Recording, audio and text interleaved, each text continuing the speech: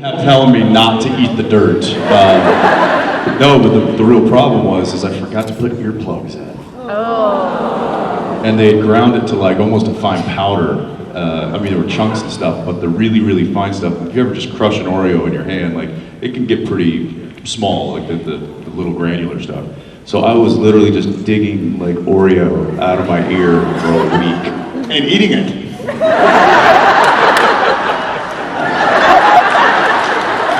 Still good. Got milk? Thank you. Yeah. Thank you. Hi. Hello. It's been referenced a couple times that Dean likes to watch anime. So what kind of anime does he watch? What kind do you think?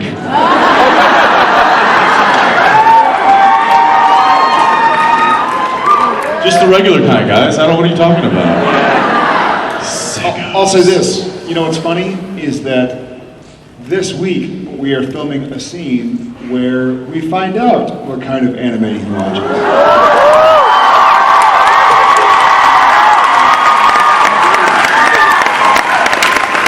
Episode 6, stay tuned. Thanks, Cass. Thank you for that. Hello. Hi. So we know from the teasers that the first 3 or so episodes are Dean and Cass and Mary looking for Sam. I was wondering, because that's a grouping that's never been had before and it's kind of weird, your dead mom and your best friend, how did that dynamic work out?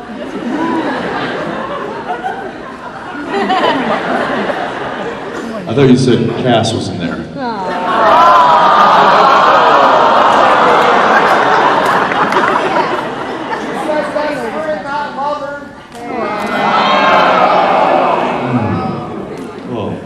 My mom, dude. Well, I'll tell you how it went. It was summertime, it was warm. Misha's using his crystal deodorant.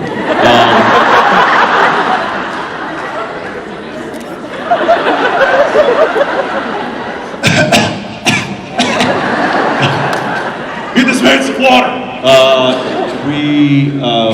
It's interesting. In fact, I spoke about this a little bit in the meet and greet.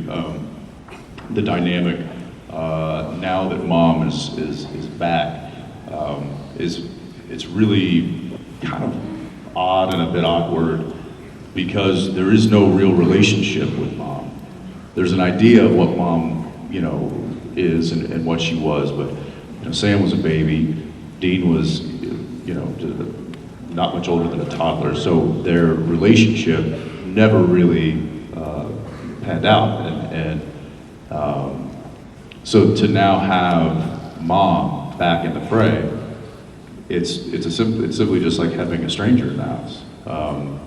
So there's a little bit of an awkward feeling amongst those scenes, and I think it works well given the context of what's all everything that's happening, the fact that mom is back, and that's really really weird.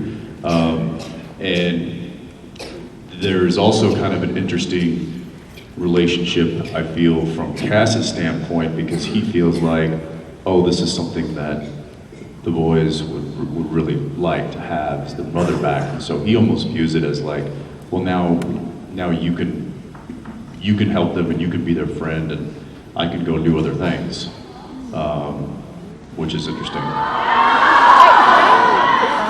Yeah, he doesn't, unfortunately. But anyway, so there you go, right? Wouldn't you say that it's Yep. Okay. Thanks. What? Wait, I got a question. I just got a quick question. You have a much lower voice than I got a quick question. Oh, Robbie Duncan McNeil! Oh my God! Hey guys. I got a quick question. Who was your favorite director Robbie first season? Duncan McNeil. I would say I'm next door doing a Star Trek convention from my show Voyager. I directed these guys the first season in Skin, which was probably your favorite episode. By far. Do you remember the day we were shooting downtown in Vancouver and he couldn't freaking say shapeshifter? We were in the alley behind Sun Place. I had a very quick line that I was giving out. It was like quick information, and I'm like, blah, blah, blah, blah, blah, blah, blah, shapeshifter, blah, blah, but I couldn't, for whatever reason, the words that were lined up with it also had S's, and so it was, it was a tongue twister, and I couldn't, so after about the fourth take, I was talking this fast, and I was talking about this, and we're saying we gotta go here, the bad guys are gonna come in, and we're gonna get this, shapeshifter, but I literally just stopped all momentum, said the word sideways, and then kept going. And I obviously started laughing my ass off. Because Jensen's like, so maybe it's this and this we can shapeshifter. And so I'm doing what you guys are, and we're like losing the light, and Robbie's directing, and he's like, guys, we're losing light. I'm laughing my ass off. And Robbie says, do you remember what you said to make me stop laughing? No, I don't remember. Paddling, dude, stop laughing.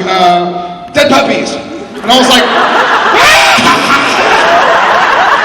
Which made him laugh even harder. And then I was laughing because now he's laughing harder.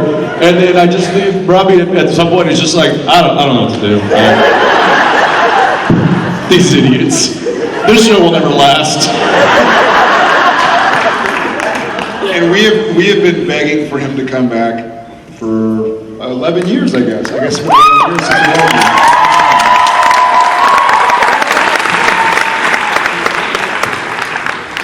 Yeah, he's a very, very popular man and is always busy and always has a show, as he should, because he's incredibly talented. And hope to get you back at some point. I hope so. Well, we worked together before Supernatural. We worked together Yes. the last season of Dawson's Creek.